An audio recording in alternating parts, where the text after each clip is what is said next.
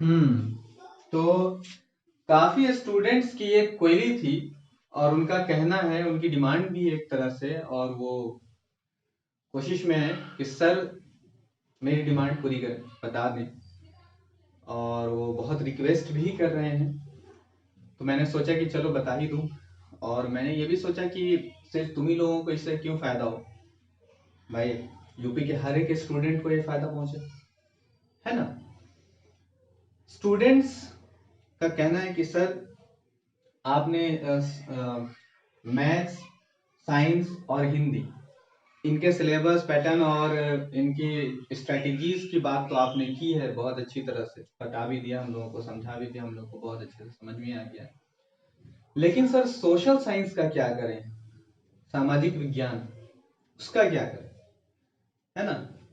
तो यार पहली बात तो यह है कि आप लोग स्कूल में जाते हैं, हालांकि बहुत सारे स्कूल ऐसे हैं, बहुत सारे ऐसे स्टूडेंट जो स्कूल नहीं भी जाते हैं, लेकिन सबसे पहली बात तो आप लोग स्कूल भी जाते हैं, जिम्मेदारी उनकी सबसे ज्यादा बनती है। लेकिन चूंकि मैं भी टीचर हूँ, तो मेरी भी जिम्मेदारी उनसे ज्यादा है।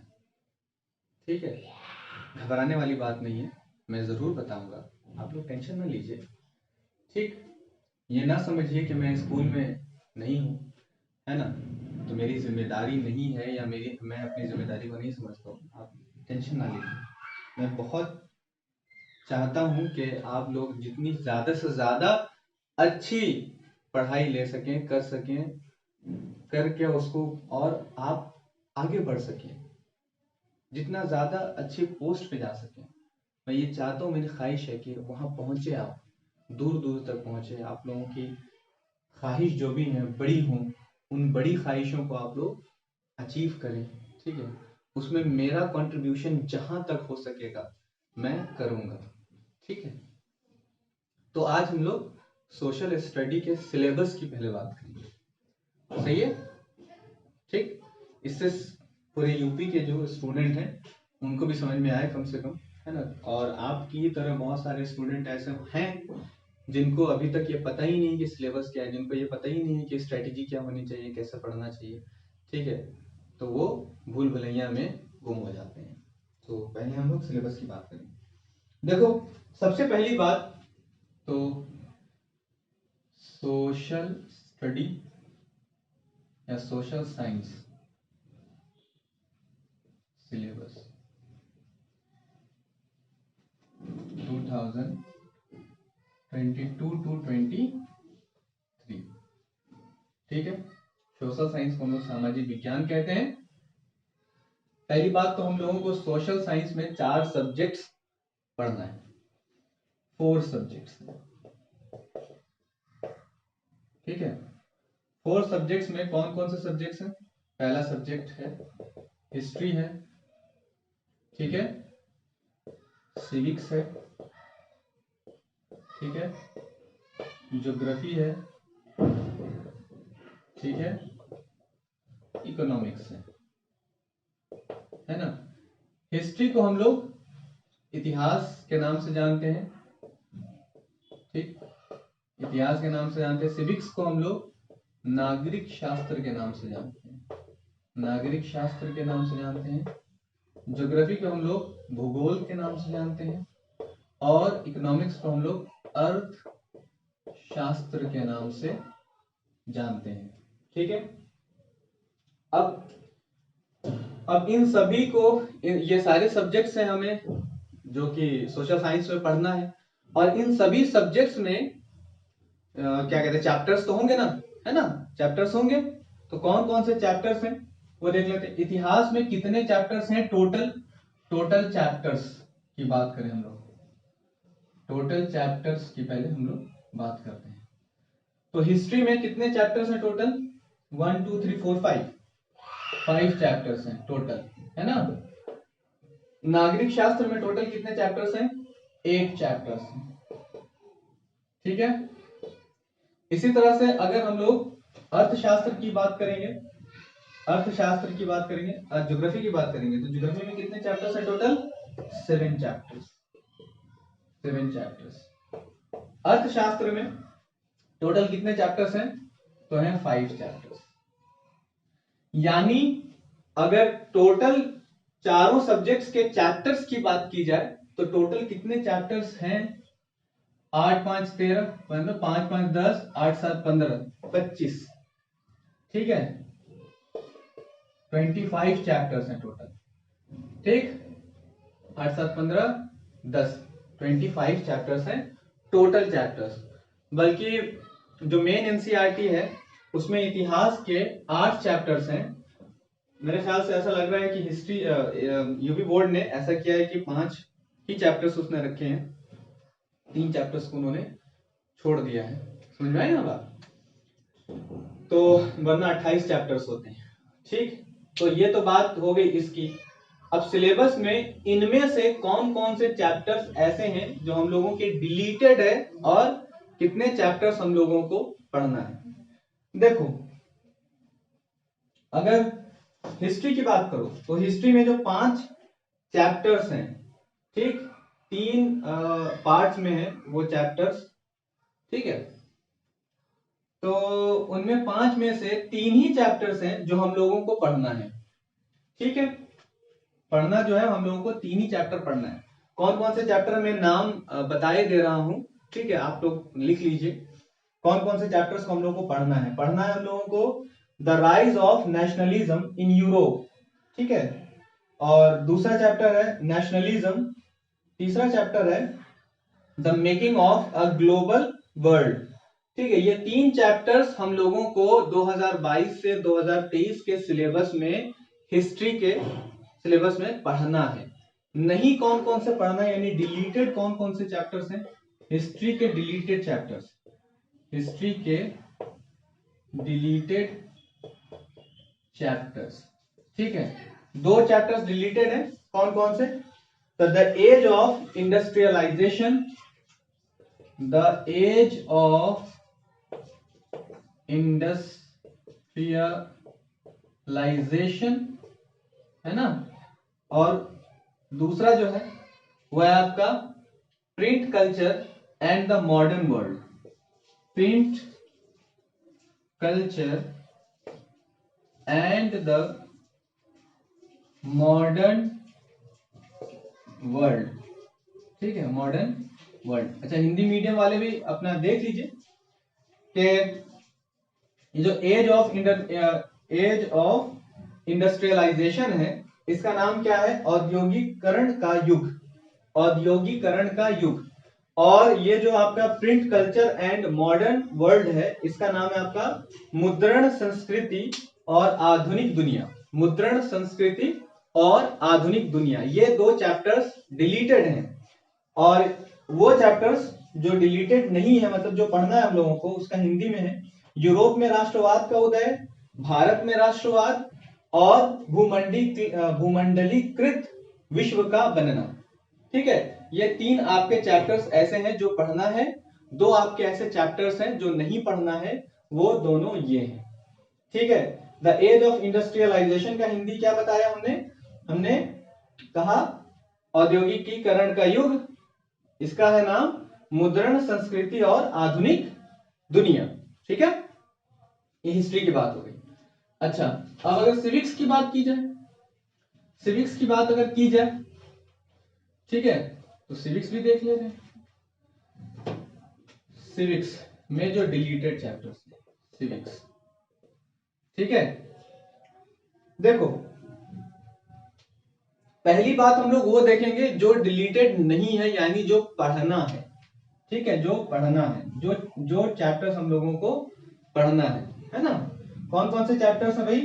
Power sharing, power sharing. ठीक है, एक चैप्टर, पहला चैप्टर। दूसरा चैप्टर है फेडरलिज्म। पावर शेयरिंग है, उसका नाम है हिंदी में सत्ता की साझेदारी। ठीक है, फेडरलिज्म का हिंदी नाम है संघवाद, है ना। और तीसरा चैप्टर है तुम्हारा democracy and diversity. Democracy and diversity, इसका हिंदी नाम क्या है? लोकतंत्र और विविधता। ठीक है ना, डाइवर्सिटी मतलब बटे हुए। अच्छा, फोर्थ चैप्टर है आपका चैप्टर नंबर 4, क्या है भाई, हाँ, जेंडर, रिलीजन एंड कास्ट। ठीक है, जेंडर, रिलीजन एंड कास्ट।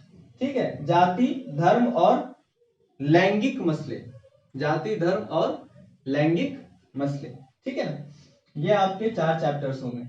अच्छा, ये जो 5वां चैप्टर है, 5वां चैप्टर, चैप्टर नंबर 5, ये आपका सिर्फ प्रोजेक्ट वर्क है। मैं इसे लिखे दे रहा हूं, चैप्टर नंबर 5 को। चैप्टर नंबर 5 का नाम क्या है भाई, popular struggles and movements. Popular struggles and movements, है ना। ओनली प्रोजेक्ट वर्क, यानी कि ये चैप्टर पढ़ना है लेकिन प्रोजेक्ट वर्क के लिए पढ़ना है। ठीक है, इससे क्वेश्चन आंसर नहीं आने वाले हैं। क्लियर है? ठीक है, ये क्वेश्चन नंबर 4 है, सॉरी क्वेश्चन कह रहा हूं मैं, ये चैप्टर नंबर 4 है। ठीक है, chapter number 5, chapter number 5 deleted है, चैप्टर नंबर 6 डिलीटेड है। जो पढ़ना है वो मैं बात कर रहा हूं ना, तो अभी मैं उसके नाम नहीं बता रहा हूं जो डिलीटेड है। चैप्टर नंबर 7, चैप्टर नंबर 7 में क्या है भाई, लोकतंत्र के परिणाम। चैप्टर नंबर 7 पॉलिटिकल, नहीं, चैप्टर नंबर 7 में कहां चले गए भाई, चैलेंजेस टू, नहीं, आउटकम्स ऑफ डेमोक्रेसी, ये पढ़ना है हम लोग को, सॉरी, आउटकम्स ऑफ डेमोक्रेसी, ये हम लोगों को पढ़ना है। इसका हिंदी नाम क्या है, लोकतंत्र के परिणाम। ठीक है, चैप्टर नंबर 8 है आप लोगों के challenges to democracy, challenges to democracy, है ना, लोकतंत्र की चुनौतियां। अब डिलीटेड कौन कौन से चैप्टर्स है भाई, डिलीटेड है आपका पॉपुलर स्ट्रगल्स, ये तो है।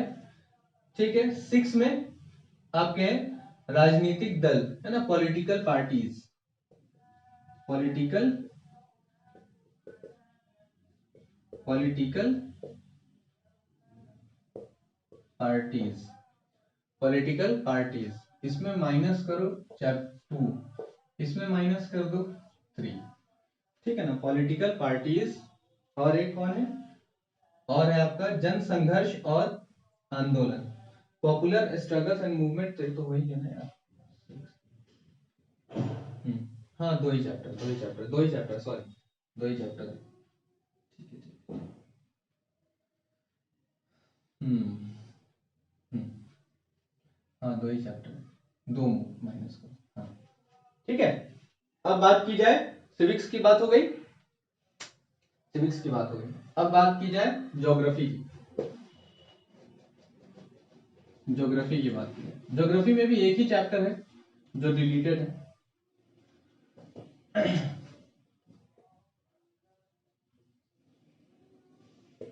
ज्योग्राफी। ठीक है, पहली बात तो इसका जो चैप्टर नंबर 1, 2, 3, 4, 5, 6, 5, 7, 1, 2, 3, 4, 5, 7 पढ़ना है ना, इन सारे चैप्टर्स को पढ़ना है। डिलीट कौन है, डिलीट एक ही चैप्टर है, मैन्युफैक्चरिंग इंडस्ट्रीज, मैन्युफैक्चरिंग इंडस्ट्रीज। ठीक है ना, मैन्युफैक्चरिंग इंडस्ट्रीज, इसको हम लोग हिंदी में कहते हैं विनिर्माण उद्योग। ठीक है, पहला चैप्टर इसका कौन है, रिसोर्सेस एंड डेवलपमेंट। ठीक, forest and wild life resources. ठीक है, एग्रीकल्चर। 5th चैप्टर है आपका minerals and energy resources. 7th chapter है आपका life lines of national economy, है ना, economy.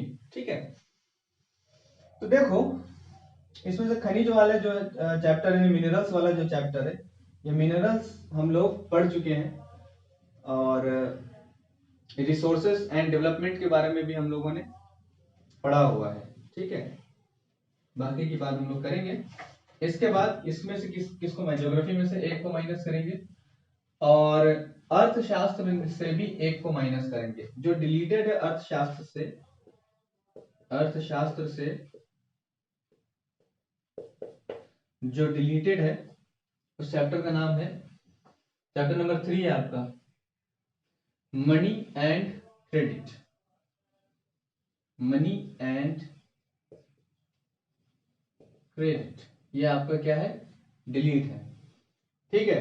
Development sectors of the Indian economy, उसके बाद globalization and the Indian economy, इसके बाद कंज्यूमर राइट्स, ये सब आप लोगों को पढ़ना है, वो चारों पढ़ना है। एक नहीं पढ़ना है, जो तीसरा चैप्टर है वो नहीं पढ़ना है।